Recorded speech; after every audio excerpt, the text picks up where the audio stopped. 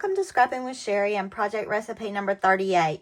I wanted to give you a couple of tips today, some things that I feel like have helped me as I'm going through these project recipes. The last project recipe I did, number 37, I had intended to do my new granddaughter's nursery because they just got it put together. And when I looked at this sketch, I absolutely loved it, but a lot of my pictures were horizontal, which meant this didn't work quite as well. And this was not a good one to turn sideways because you had different sizes here and here. So I flipped ahead one page, noticed, hey, this one has a lot more horizontals. That'll make it a lot easier. And so I just stuck a Post-it note on here, nursery pics. So I knew when I flipped to this page, that's what I wanted to do on this page. If you were going through this project recipe book step by step, you are noticing that we're up to like 7 and 8 photos on the pages. So if you have a particular layout that you just love the look of, stick you a Post-it note on there until you get ready to do it. And it'll remind you what pictures you thought of at the time. I don't know if you're like me, but a lot of times I look at something and I automatically think, oh, that'd be great for something.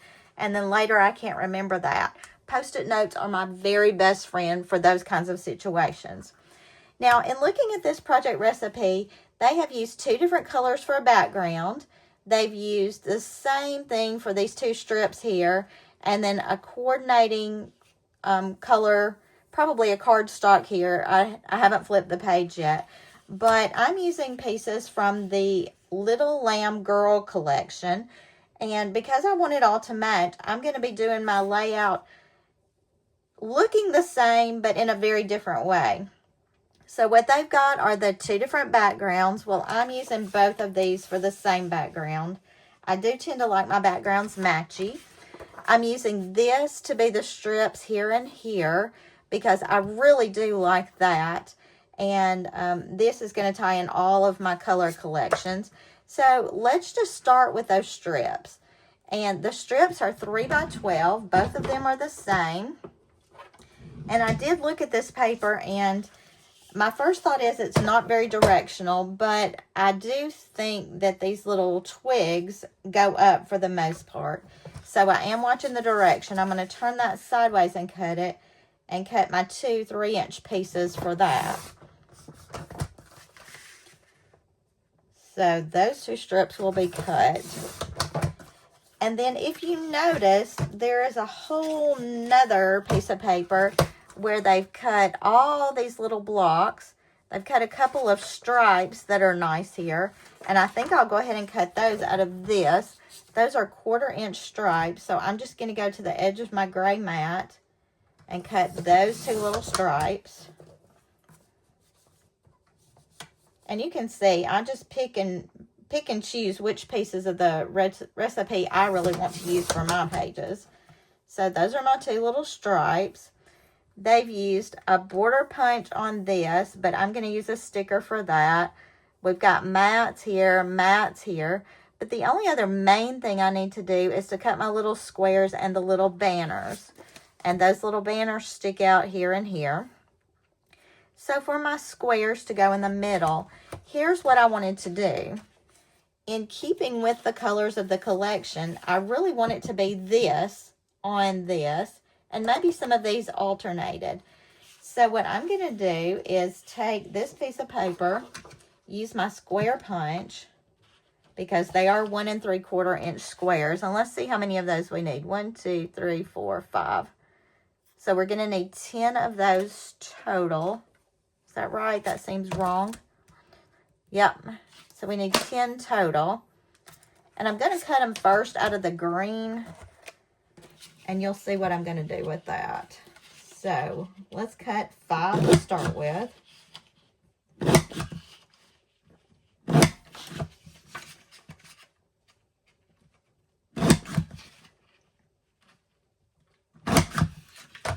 Now, if you notice, I cut that at the top of that piece of paper. So when I go back and put this over it, it's going to cover up where I've cut that out. And then let's just go back and add these little green things on here and see how they look.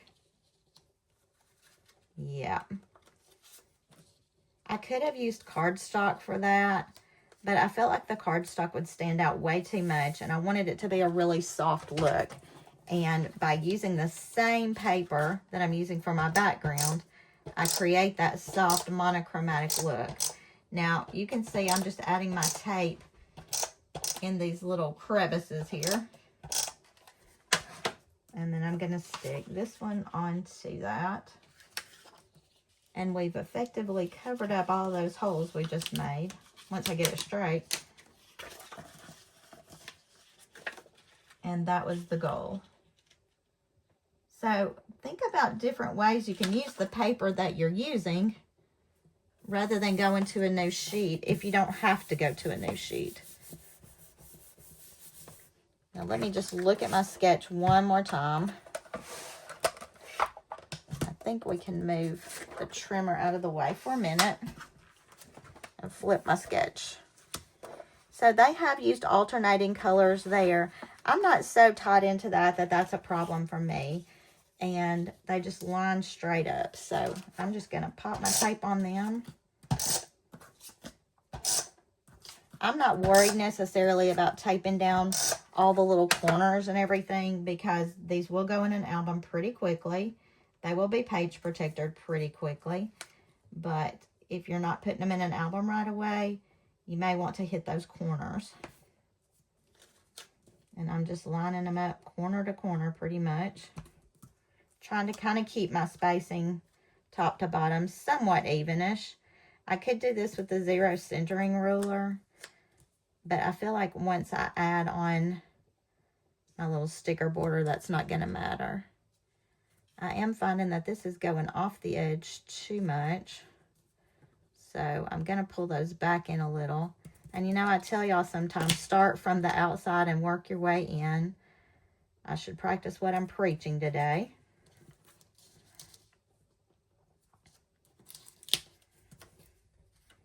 But now I can kind of overlap this center one a little bit.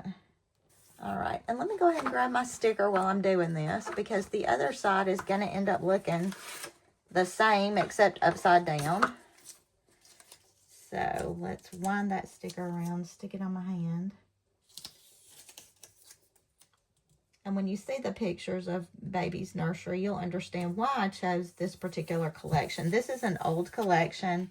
I had to look for this far and wide to find it, but I knew the colors would be very good for her nursery. So we've got that one done. That'll be the top side. And then I just need to do the bottom side of the opposite page. And again, we're just going to go through, punch our squares. Oh, I didn't get it slid in enough. I hate when I do that. Let's see what kind of mess I've made here. So it looks like just that one is off a little bit. And this is going to be the bottom of the opposite page. So let me just move this out of the way while I stick this mess down. Do you ever just make giant messes and you have to figure out how to cover them and you think you've ruined it all, and when it's all said and done, it ends up looking fine anyway, and then you're pleased? That's kind of how I'm feeling about this, but we're about to make it look fun. All right, and that's my mess up.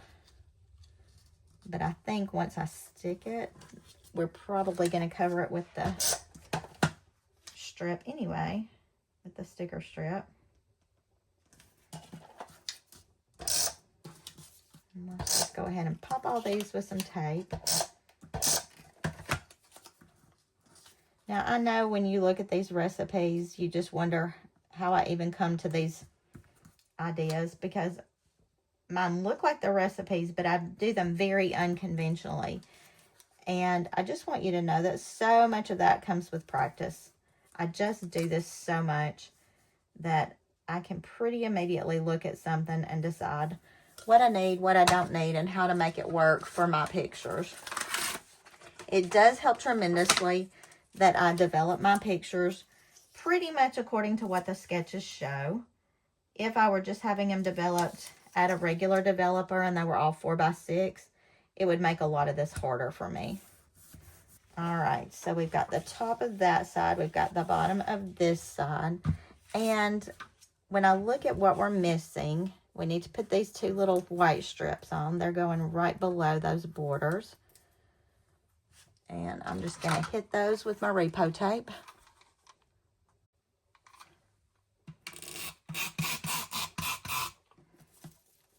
I do feel like scrapbooking is like anything else you do in life. The more you practice, the easier it gets.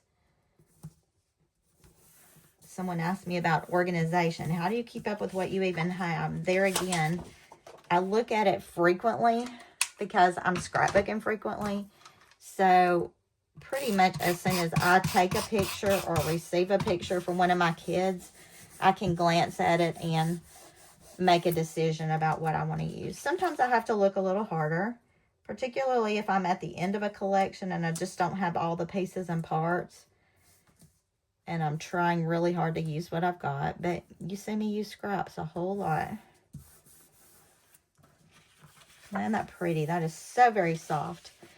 And I need my little banners here. And then we'll be ready to put pictures on. The banners are 3 1/4 by 1 3/4. So I'm going to use this to cut my banners. And I'm going to cut the 1 3/4. And that's the last line right before you go off the edge of your trimmer. And we're going 3 1/4. And 3 1/4 here as well. Now, I do have the little banner maker, and I could use that, or I could just pop this with my scissors. And I'm trying to think, one's going to be over here, one's going to be over here, so I need to make the banners on the opposite edges, or I have to turn my flowers upside down. So I'm just going to crease that just a little bit and go from the fold to the point.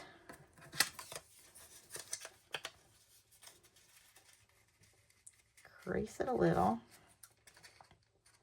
and the fold to the point. There we go. So we've got our little banners made.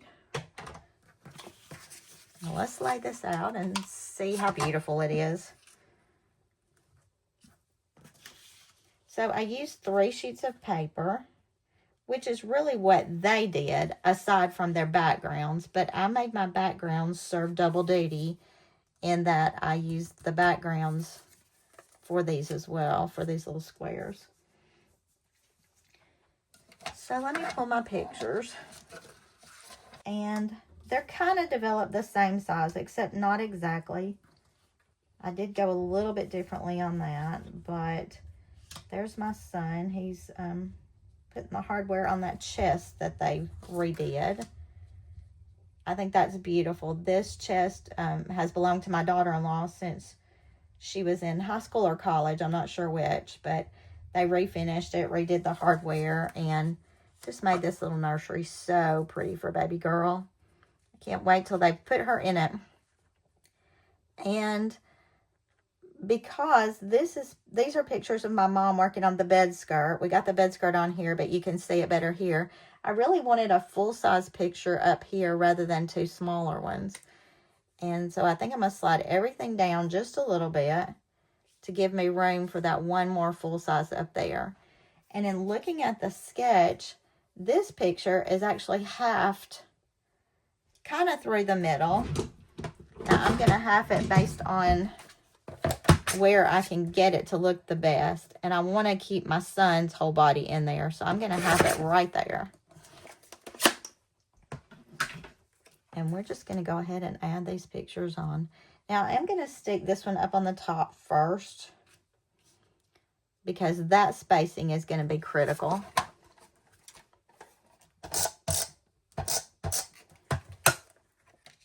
And I could actually go wonky with it. I do have the room to do that. And I'm debating it. I think I'll go straight. I can always flip it up in a minute. And then let's just split the difference here and here. Now you can tell my pictures are matted in the white. That's why I didn't need photo mats for all of these. And initially, I thought I was going to add a lot more pictures to this page. I had more pictures of when we went shopping for the fabric, when my mom was working on the bed skirt. I had a lot of pictures of that. I just decided we didn't need all of them to tell the story. So I didn't develop them all. And the main focus for Baby Girl's book is just the fact that some people put in some work to make her nursery what it is. I want her to see that she was loved before she ever got here. If you've followed all of my videos, you know that my mom also made the bed skirt for my grandson's book. He was born in May. Granddaughter is due in September. So my mom's been busy trying to keep things going for all these little babies. So they all have a little touch of her.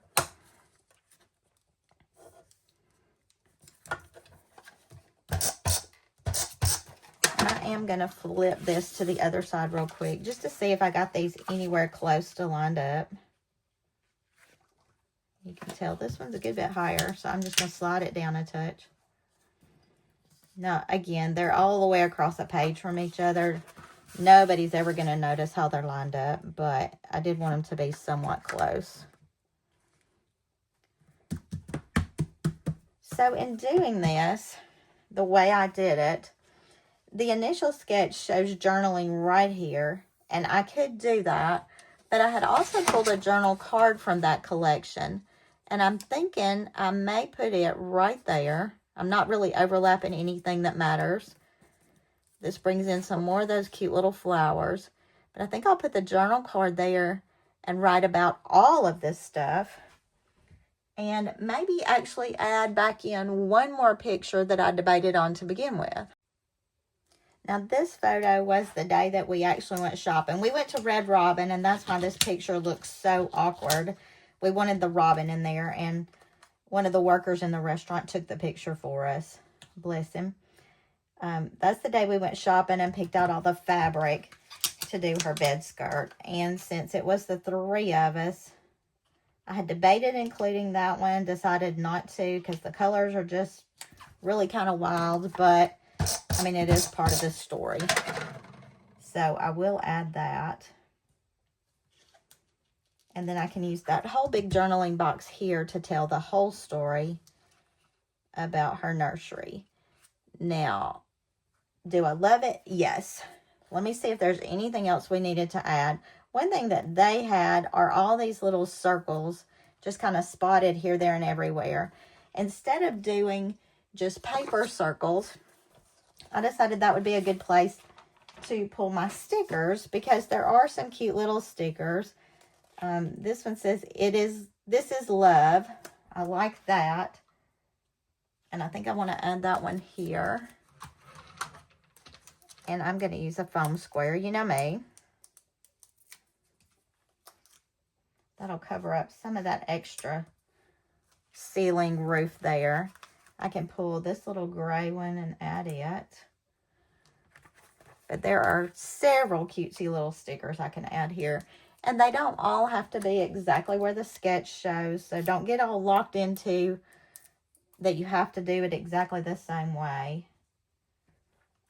Let's see what else we've got. We've got a couple of flowers. Those flowers are really cute. Let's see. Maybe add one of those there. Although I do like threes. I am big on the threes. All right, we're going to add this flower right up here. And then maybe instead of just circles or flowers, I could add one of these hearts over here. That brings out the peachy colored a lot. And it is a little bit bigger, which I kind of like because I don't really have lots of little pieces I want to add over there. And I'm just pulling my foam squares and adding these. Oh, you know what? When I'm looking at it, I love this right here. Ooh, the sad thing is I'm going to use everything I love on this one page. But you know what? I think I'm going to do it. I think I'm going to put that right there. And then I could add this here. So on this one, I'm going to put some of these smaller ones and just put several of them just to keep it from laying down too much. And that's going to be enough decoration on this page, I think, aside from my journaling. And just in keeping with all of this softness, I think I'll go with maybe a silver or a light gray journaling pen. I think I've got a light gray, just something that won't stand out too much, but still be very readable. This welcome, that would be a nice touch right there, because that's why we're getting this nursery ready to welcome this baby girl. Add that right there on the edge. All right. I love these pages. All right. These are done. This is project recipe number 38. We did things very, very similarly to the sketch. The only thing we changed up is the pictures here a little bit, the pictures here a little bit. I did mine straight instead of catty-cornered, but I'm pleased with the overall effect. So, I hope you enjoyed this one. I hope you'll give it a try and maybe even use some of your background paper as your squares. Let's see what we can do to change things up a little bit and use our collections more efficiently. Until I see you next time, happy scrapping.